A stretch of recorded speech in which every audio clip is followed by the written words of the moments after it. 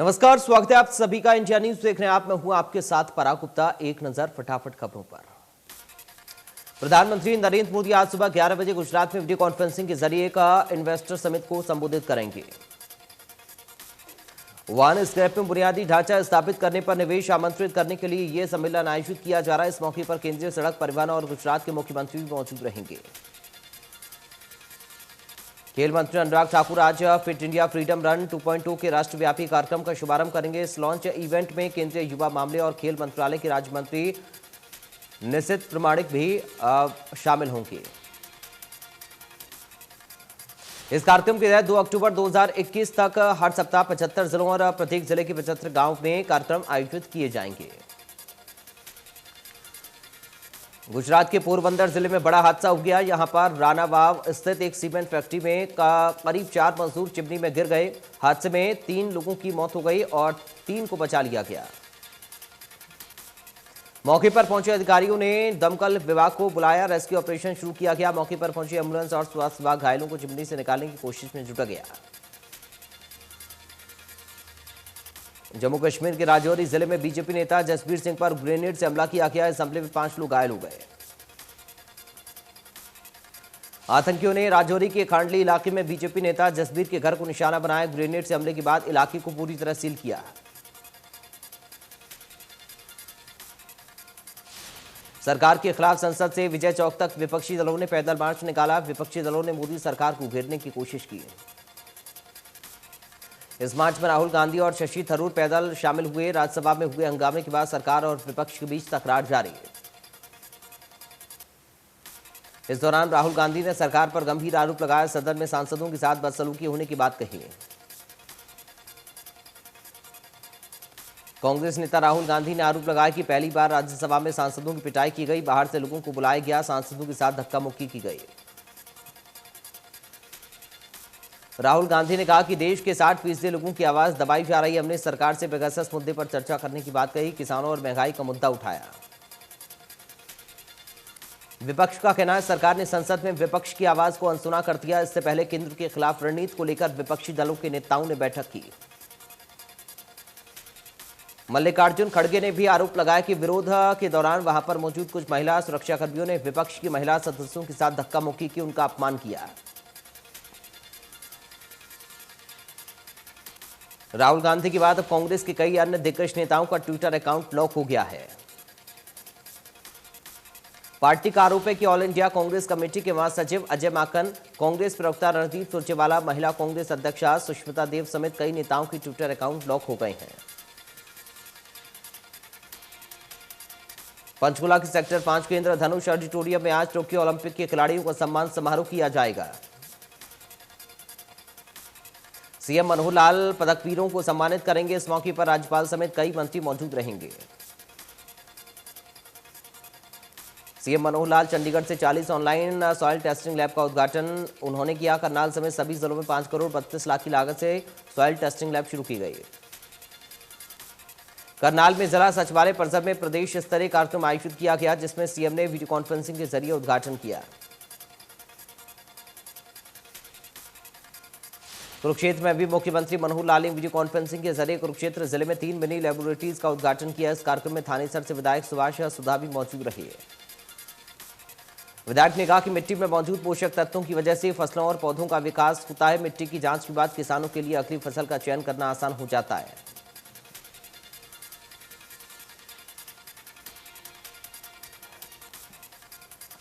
CM Manohar Lal ने video conferencing के माध्यम से पलवल में कृषि और किसान कल्याण विभाग से बनाई गई मृदा परीक्षण प्रयोगशाला का उद्घाटन किया। जिला स्तर पर लघु सचिवालय के सभागार में आयोजित कार्यक्रम में पलवल के विधायक दीपक मंगला और जिला प्रशासन के विभिन्न विभागों के अधिकारी मौजूद रहे।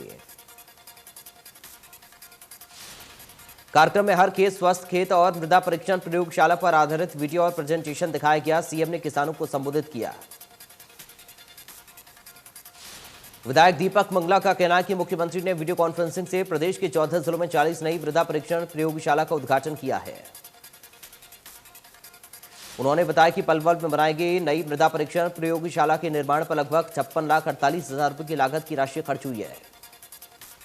मृदा परीक्षण प्रयोगशाला में मिट्टी और पानी की निःशुल्क जांच की जाती। किसान फसलों की बिजाई से पहले अपने खेतों की मिट्टी और पानी की जांच अवश्य कराएं। शिक्षा मंत्री कंवरपाल गुर्जर का बयान सामने आया। उन्होंने कहा, कुछ विशेषज्ञों की राय है कि थर्ड वेव आएगी। प्राइमरी स्कूल खोलने को लेकर हमने अधिकारियों के साथ बैठक की है। मंत्री कंवरपाल का कहना है कि 15 अगस्त के बाद प्राइमरी स्कूल खोलने पर विचार करेंगे। अगर कोरोना संबंधी परेशानी आएगी तो बच्चों का स्वास्थ्य पहले और उनके अनुसार कदम उठाएंगे। विधानसभा की मानसून सत्र में जो भी मुद्दे विपक्ष उठाएगा उसके जवाब सदन में दिए जाएंगे। हम एक सिस्टम बनाएंगे जिससे कि पेपर लीक ना हो सके। शिक्षा मंत्री कंवरपाल गुर्जर ने बताया कि उन्हें जानकारी नहीं थी कि प्रश्न पत्र में क्या सवाल थे, लेकिन इस विषय पर संज्ञान लेकर बात आगे रखेंगे।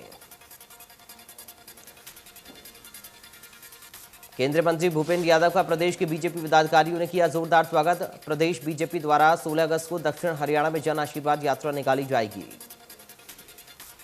केंद्रीय मंत्री भूपेंद्र यादव के सम्मान में निकलेगी जन आशीर्वाद यात्रा। मुख्यमंत्री मनोहर लाल होंगे जन आशीर्वाद यात्रा और जनसभाओं का हिस्सा।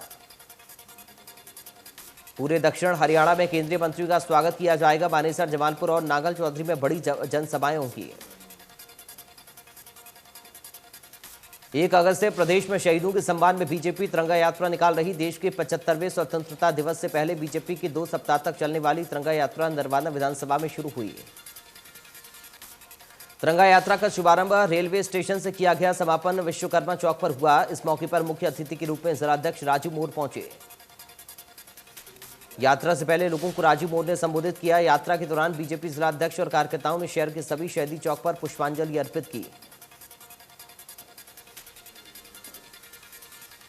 देश में फिर बढ़ने लगे कोरोना के नए केस। 24 घंटे में सामने आए 40,000 से ज्यादा नए मामले। कुल मरीजों की संख्या 3 करोड़ 21 लाख के पार। देश में एक दिन में 583 लोगों की कोरोना से मौत हो गई। देश में अब एक्टिव केस 3 लाख के पार। केरल में कोरोना का कहर बढ़ता जा रहा। 24 घंटे में कोरोना के 21,445 नए मामले आए सामने, जबकि एक दिन में 160 की मौत। कर्नाटक में 24 घंटे में कोरोना के 1,857 नए केस। एक दिन में 30 मरीजों ने तोड़ा दम। कर्नाटक की राजधानी बंगलुरु में पिछले 5 दिनों में करीब 250 बच्चों में कोरोना वायरस की पुष्टि। आंकड़े बंगलुरु महानगर पालिका की ओर से जारी किए गए। महाराष्ट्र में 24 घंटे में कोरोना के 6,388 नए केस। एक दिन में 208 मरीजों ने गंवाई जान। महाराष्ट्र में एक्टिव केस की संख्या 62,351। दिल्ली में 24 घंटे में कोरोना के 49 नए केस मिले। एक दिन में 11 मरीज रिकवर हुए। 502 अब भी एक्टिव केस। प्रदेश में कोरोना की दूसरी लहर पर लगी रोक। एक दिन में सामने आए 16 नए केस, 1 मरीज की मौत।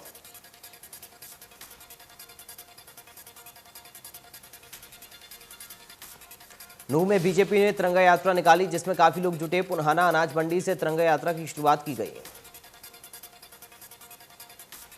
यात्रा में बीजेपी नेत्री नौक्षम चौधरी शामिल हुई। नौक्षम चौधरी ने कहा कि नूंह शहीद हसन खान मेवाती की धरती है। यहाँ के हर व्यक्ति के खून में देशभक्ति कूट कूट कर भरी है।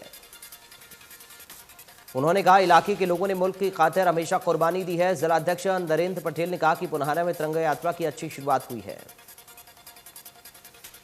सोरा में विवाहिता की संदिग्ध हालत में मौत हो गई, जिसके बाद परिजनों ने ससुराल पक्ष पर हत्या का आरोप लगाया।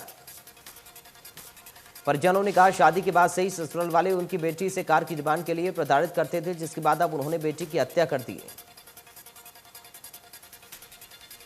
सोनीपत के गांव जारी में छात्रों और अध्यापकों को काफी दिक्कतों का सामना करना पड़ रहा है। राजकीय स्कूल की दीवार के साथ गंदगी के ढेर लगे होने के कारण परेशानी हो रही है। गंदगी की बदबू के कारण कमरों में बैठे विद्यार्थी अपनी पढ़ाई नहीं कर पा रहे। गंदगी के ढेरों के कारण बीमारी फैलने का अंदेशा बना हुआ। पानीपत के नीरज ने विश्व पटल पर भारत का नाम रोशन किया। नीरज चोपड़ा को आदर्श मानकर लगातार खिलाड़ियों की संख्या पानीपत के शिवाजी स्टेडियम में बढ़ने लगी है। सरकार चाहती है कि प्रदेश के ज्यादा से ज्यादा खिलाड़ी गोल्ड लाएं। इसको लेकर सरकार सभी सुविधा मुहैया करवा रही है। नरवाना में बीजेपी ने तिरंगा यात्रा निकाली। रेलवे स्टेशन से शुरू होकर अग्रसेन चौक, सुभाष चौक, भगत सिंह चौक होते हुए खत्म हुई तिरंगा यात्रा। तिरंगा यात्रा में कोई बड़ा नेता शामिल नहीं हुआ। बीजेपी कार्यकर्ता दोपहिया वाहनों पर तिरंगा लेकर नजर आए। इस तिरंगा यात्रा में महिलाएं भी शामिल रहीं। करनाल में एक व्यक्ति का शव यमुना नदी से बरामद हुआ। मृतक नबियाबाद गांव का रहने वाला था। पुलिस ने शव को पोस्टमार्टम के बाद परिजनों को सौंप दिया। मृतक पिछले 4 दिनों से गायब था। मानसिक रूप से बीमार चल रहा था। हरियाणा पुलिस पेपर लीक मामले को लेकर हिसार में छात्रों और शिक्षकों ने किया प्रदर्शन। इस दौरान नारेबाजी करते हुए प्रदर्शनकारी डेड स्क्वायर मार्केट से लघु सचिवालय तक पहुंचे। जिला शिक्षा अधिकारी को अपनी मांगों को लेकर ज्ञापन सौंपा। इस दौरान प्रदर्शनकारियों ने पेपर लीक के आरोपियों को सख्त से सख्त सजा देने की मांग की। गुआना में बढ़ते क्राइम के बीच स्वतंत्रता दिवस पर सुरक्षा को लेकर सदर थाना एसएचओ ने सरपंचों के साथ मीटिंग की। मीटिंग एसएचओ ने कहा कि अगर कोई भी गांव में किसी आपराधिक प्रवृत्ति का व्यक्ति दिखाई दे तो तुरंत पुलिस को सूचना दें।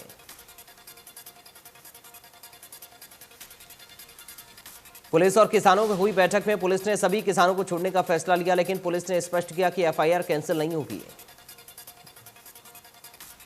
अंबाला में किसान गृह मंत्री अनिल विज का विरोध कर रहे हैं। किसानों के विरोध के बाद अंबाला कैंट बीजेपी ने विरोध प्रदर्शन किया। दूसरी तरफ किसानों ने पुलिस लाइन को घेरकर प्रदर्शन किया। इस दौरान पुलिस और किसान आमने सामने आ गए। बैठक में बातचीत से मसला हल हुआ। पुलिस ने गिरफ्तार किए गए किसानों को रिहा करने का फैसला लिया, जिससे किसान संतुष्ट दिखे। पुलिस ने स्पष्ट किया कि किसानों पर दर्ज हुए मामलों को वापस नहीं लिया जाएगा। यह विवाद तब शुरू हुआ था जब अंबाला कैंट के शाहपुर मछोड़ा गांव में गृह मंत्री अनिल विज का युवा किसानों ने विरोध किया, जिसके बाद पुलिस ने 5 प्रदर्शनकारियों के खिलाफ मामला दर्ज कर उन्हें गिरफ्तार कर लिया था। किसानों ने जब नेशनल हाईवे रोका तो पुलिस ने सभी को हिरासत में लिया। किसान महापंचायत के बाद भारतीय किसान यूनियन के राष्ट्रीय प्रवक्ता राकेश टिकैत ने की मीडिया से बातचीत। राकेश टिकैत ने बताया 5 सितंबर को मुजफ्फरनगर में संयुक्त किसान मोर्चा की महापंचायत होगी। उन्होंने कहा कि मुजफ्फरनगर की धरती पर देश के कई प्रधानमंत्रियों ने शिरकत की, उसी धरती पर भारी संख्या में किसान शिरकत करेंगे। इस महापंचायत में कई बड़े फैसले लिए जाएंगे। टिकैत बोले, अंबाला में जिन किसानों पर पर्चे दर्ज किए गए हैं, सरकार उन्हें छोड़े, बातचीत से ही समाधान निकल सकता है। समाधान सरकार को ही निकालना है। राकेश टिकैत ने सरकार पर साधा निशाना कहा। अनिल विज आज मुख्यमंत्री का सपना ले रहे हैं, हमने उन्हें सपोर्ट किया, अनिल विज भी हमें सपोर्ट करें। कई सालों से चरखीदारी के लोग कॉलेज की मांग जिला प्रशासन से कर रहे थे, जो कि अब पूरी हो गई है। अस्थायी रूप से कॉलेज शुरू करने के लिए भैरवी स्थित किसान मॉडल स्कूल के लिए बनाए गए भवन के आधे भवन के लिए अलर्ट किया गया है। आधे भवन को कई सरकारी कार्यालय चला रहे हैं। पहला साल होने के कारण इस बार अधिक बच्चों का दाखिला नहीं हो पाएगा। किसान मॉडल स्कूल का भवन 10 साल पहले बनकर तैयार हो गया था। काफी समय बाद बंद रहने के बाद 2016 में चरखीदारी को जिला घोषित किए जाने के बाद यहां कई सरकारी कार्यालय खोल दिए गए। टोक्यो ओलंपिक के अंतर्राष्ट्रीय हॉकी खिलाड़ी के नाम पर सेक्टर 8 रूट का नाम खिलाड़ी सुरेंद्र पालड़ के नाम पर रखा जाएगा। भारतीय हॉकी स्टार खिलाड़ी सुरेंद्र पालड़ से थानेसर विधायक सुभाष सुधा कुशेत सांसद नायब सैनी ने मुलाकात की। इस अवसर पर विधायक सुभाष सुधा कुरुक्षेत्र से सांसद नायब सैनी ने हॉकी खिलाड़ी को खेल में शानदार प्रदर्शन के लिए शुभकामनाएं और बधाई दी। सोनीपत के गांव कुराड़ में संदिग्ध परिस्थितियों में विवाहिता की मौत का मामला सामने आया, जहां मृतका के परिजनों ने ससुराल पक्ष के खिलाफ मामला दर्ज कराया है। ससुराल वालों की गिरफ्तारी की मांग को लेकर परिजन सोनीपत के एसपी कार्यालय बेटी का शव लेकर पहुंचे। पुलिस प्रशासन ने पीड़ित परिवार को आरोपियों को जल्द गिरफ्तारी का आश्वासन दिया। सीआईए सिरसा पुलिस टीम ने शहर सिरसा और सदर सिरसा के इलाके में हुई चोरी और स्नैचिंग की 6 वारदातों का खुलासा करते हुए 3 आरोपियों को गिरफ्तार किया। पुलिस सभी आरोपियों को कोर्ट में पेश कर रिमांड करेगी। इन सभी आरोपियों के खिलाफ सिरसा और आसपास के थानों में विभिन्न मामले दर्ज हैं। राजा अनंगपाल तोमर को लेकर गुर्जर और राजपूत समाज के बीच चल रहा विवाद खत्म होने का नाम नहीं ले रहा। विवाद खत्म ही नहीं हुआ कि अब जाट समुदाय भी बीच में कूद पड़ा है। जाट समुदाय ने अनंगपाल तोमर को जाट नेता बताते हुए आरोप लगाया कि इतिहास से छेड़छाड़ की जा रही है। जाट समुदाय के लोग जिला सचिवालय पहुंचे, नारेबाजी करते हुए इतिहास में की जाए छेड़छाड़ को बंद करने की मांग की। जाट समाज की मांग से राजा अनंगपाल तोमर को लेकर जारी विवाद में एक और पक्ष जुड़ गया। जाट प्रदर्शनकारियों ने डीसीपी को ज्ञापन सौंपते हुए इतिहास को नहीं बदले जाने की मांग की है। 18 अगस्त को प्रदेश में 10वीं और 12वीं की कंपार्टमेंट की परीक्षा का आयोजन किया जाएगा। इस परीक्षा के लिए हरियाणा शिक्षा बोर्ड ने 80 केंद्र बनाए हैं। 18 अगस्त को ही उन छात्रों को परीक्षा उनकी होगी जो अपने रिजल्ट से संतुष्ट नहीं है, जिनमें 80 केंद्रों पर 14,000 परीक्षार्थी परीक्षा देंगे। सीएम मनोहर लाल ने वीडियो कॉन्फ्रेंसिंग के माध्यम से उद्योगपतियों को संबोधित किया। भारतीय उद्योग परिसंघ की वार्षिक बैठक 2021 के सत्र, जिसका विषय हरियाणा एट इंडिया एट 75 और गोइंग इंडिया एट 100 था, का आयोजन किया गया। उद्योगपतियों द्वारा 25 सालों का विजन के संबंध में पूछे गए प्रश्न का जवाब देते हुए मुख्यमंत्री ने कहा कि राज्य सरकार व्यवस्थाएं तैयार कर रही है, जिससे Haryana is of doing business के साथ साथ इज ऑफ लिविंग की ओर तेजी से बढ़ सके। आत्मनिर्भर भारत की परिकल्पना को साकार करने में हरियाणा सरकार से अदा की जाने वाली भूमिका की रूपरेखा की सीएम ने जानकारी दी। मुख्यमंत्री ने कहा कि राज्य सरकार का उद्देश्य हरियाणा की भविष्य मानचित्र पर निवेश के लिए सबसे उपयुक्त गंतव्य के रूप में पहचान बनाना है। उन्होंने कहा कि आज हरियाणा घरेलू और अंतर्राष्ट्रीय निवेशकों के लिए पसंदीदा निवेश स्थलों में से एक के रूप में उभरा। निवेशकों के प्रदेश में किसी भी प्रकार की कोई कठिनाई नहीं आने दी जाएगी। पानीपत के मुख्य डाकघर के बाहर गोल्डन लेटर बॉक्स लगाया गया है। डाक विभाग ने यह कदम नीरज चोपड़ा की ऐतिहासिक जीत को लेकर उठाया। उनके गोल्ड मेडल को समर्पित करते हुए लेटर बॉक्स को लाल से सुनहरे रंग में बदला गया। डाक विभाग ऐसा लेटर बॉक्स नीरज के गांव कंडरा में भी लगाएगा। इसरो बीते दिन गुरुवार को नया इतिहास रचने से चूक गया। अर्थ ऑब्जर्वेशन सैटेलाइट EOS-3 को GSLV F10 रॉकेट ने उड़ान भरी लेकिन मिशन समय से 10 सेकंड पहले खराब हो गया। वहीं मिशन कंट्रोल सेंटर को रॉकेट के तीसरे स्टेज में लगे क्रायोजेनिक इंजन से सिग्नल और आंकड़े मिलने बंद हो गए थे।